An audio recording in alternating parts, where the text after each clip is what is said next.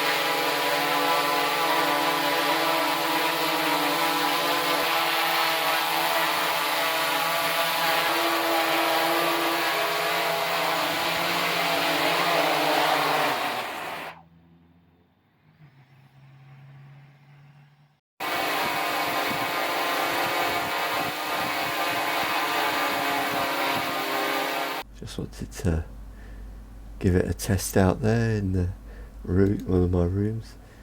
So a comparison to what it looks like with Mini 3 Pro. And the C1 labels and 81 decibels for indication of how loud it is. So it's sort of, I think the Mini 3 Pro is about 50 decibels. So in the holystone, I'm not sure, maybe a bit louder. So a comparison of my 3 drones I've owned.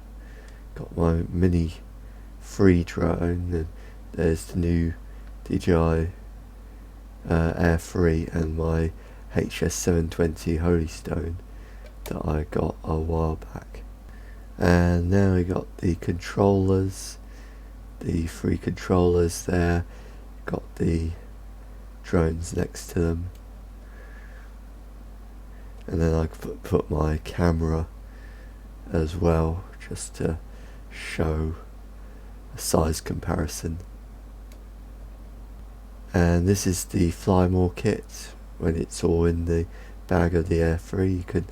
You got the battery as well, you got the controller in one side, so it all fits quite snug, and you can even fit the strap as well, so for the controller, so I don't have to, I could put hang that on my shoulders, and it all fits quite smugly, quite well in there.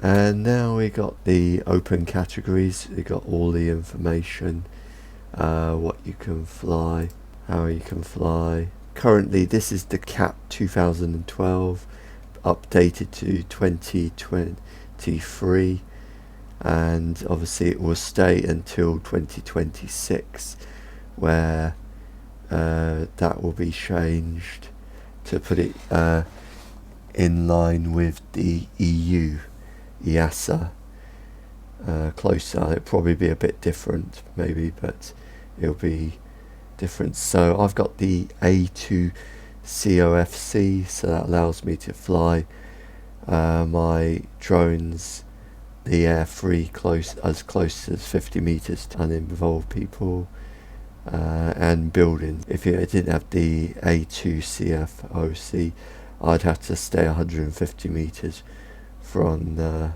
horizontally from residential areas. So that gives you the information.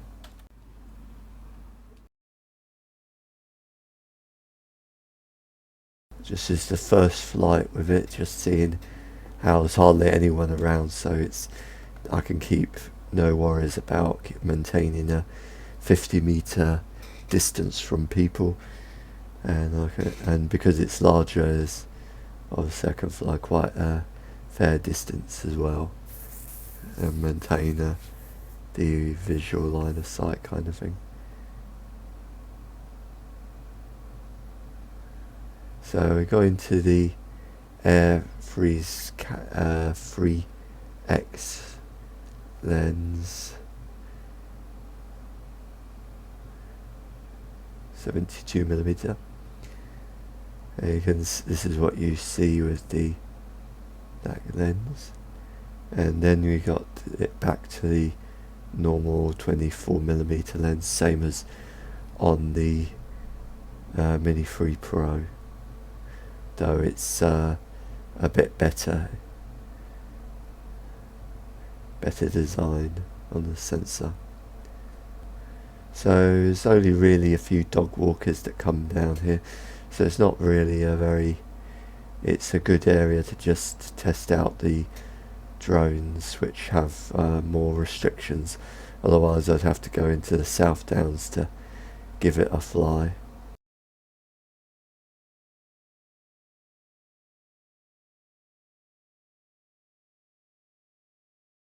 So the distance where I launched my drone to those houses in the background is about 150 meters, a bit over.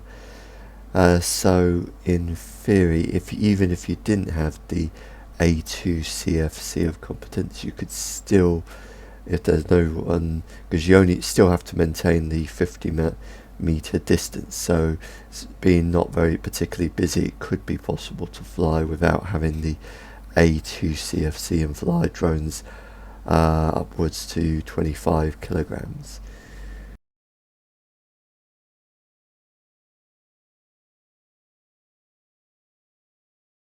So I'm going to fly my holystone here. I haven't flown it for quite some time, just watching for people riding by here. As people keeps on coming up, so I had to pick my drone up a few seconds later and wait for vehicles to try again. Attempt number 2, just wait for these ladies to pass.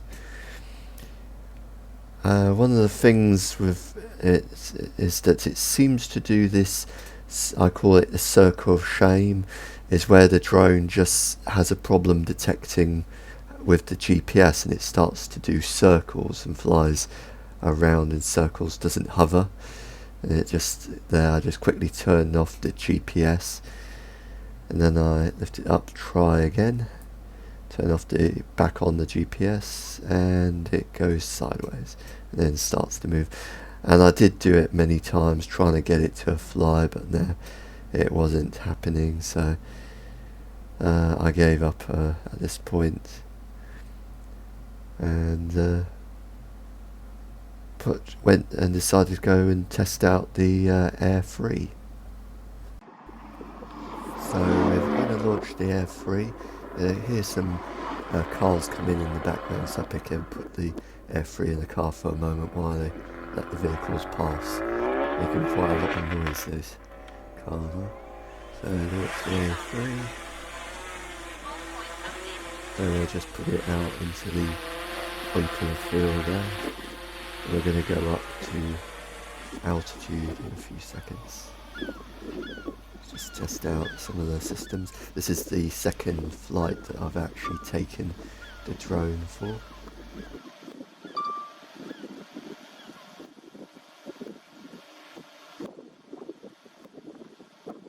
Totally similar to the Mini 3 Pro, as the DJI interface is more or less the same. So just fly out here, stop it there, take a sunset, going to be in about 20 minutes or so.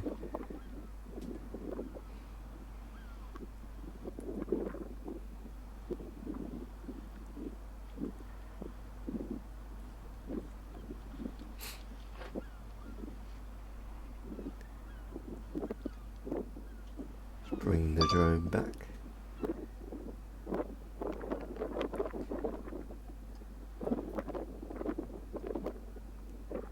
So now we're going to do another fly out.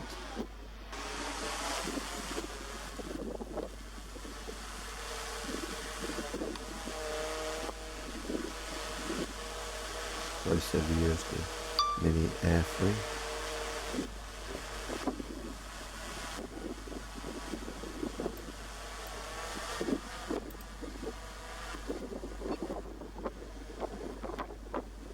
And up we go again. Now we're going to do the view of the sunset setting. It's actually about 10 minutes.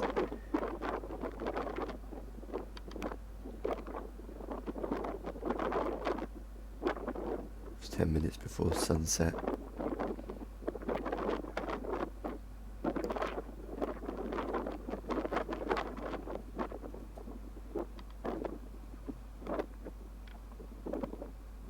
Take 48 megapixel with it.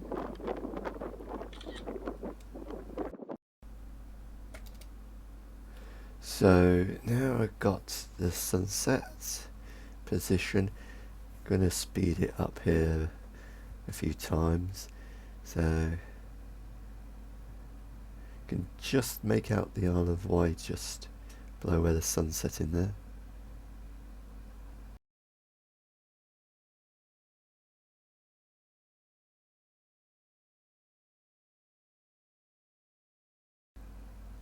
Zoom in.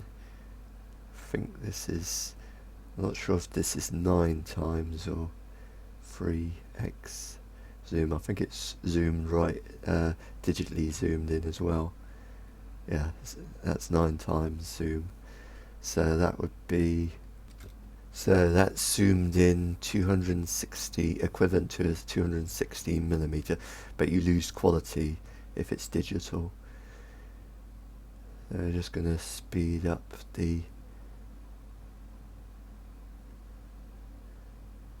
not quite a hyperlapse, but it's a sort of similar.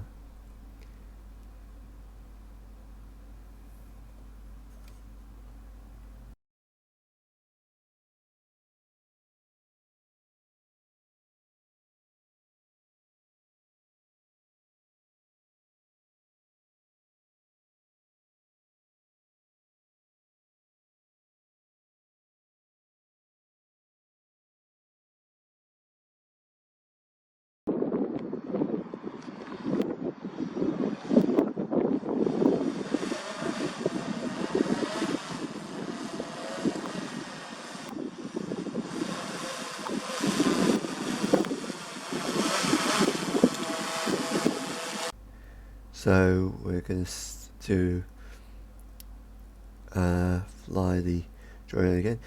Just below us there's a little pattern that comes up. You can just see where the drone appears at the bottom there.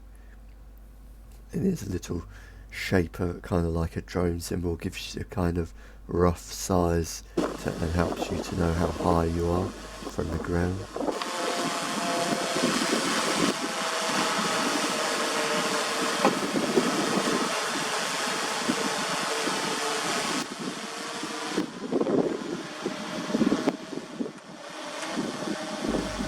So now we're going to do a speed run with sports mode. See how fast the drone. We're flying into the wind. Got a west easterly 25 kilometer hour wind. 58 kilometers an hour there. Flying back with a tailwind. So easterly tail winds moving easterly. Hits 71 there.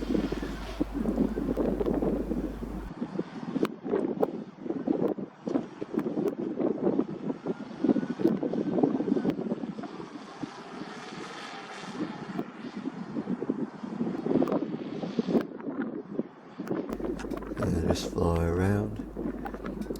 I'm doing this just looking at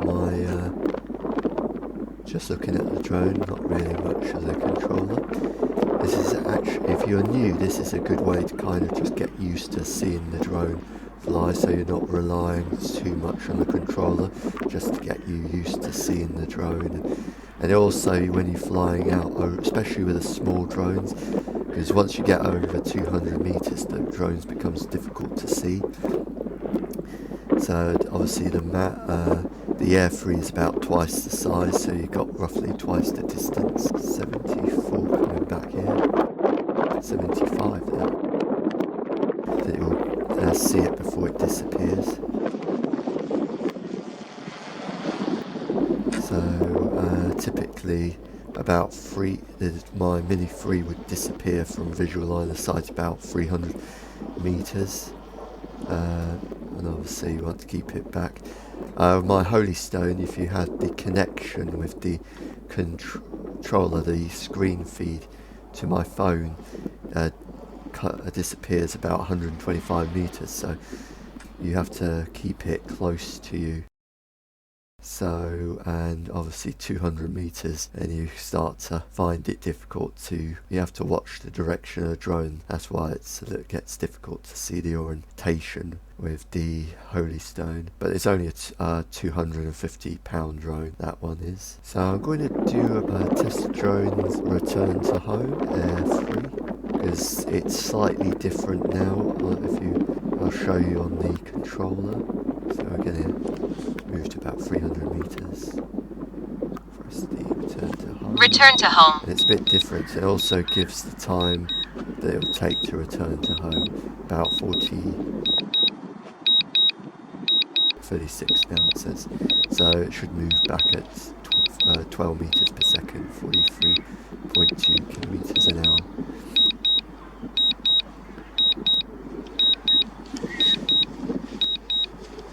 Obviously, strong winds and things like that may affect the return to home function, so in certain conditions it's important to keep the drone close to you, just in case you lose the feed or anything like that. And obviously if you've lost GPS, you definitely rely on keeping the drone which direction, and if it's windy you need to be able to fly the drone towards you. But it's complicated things, but they're quite reliable, these drones.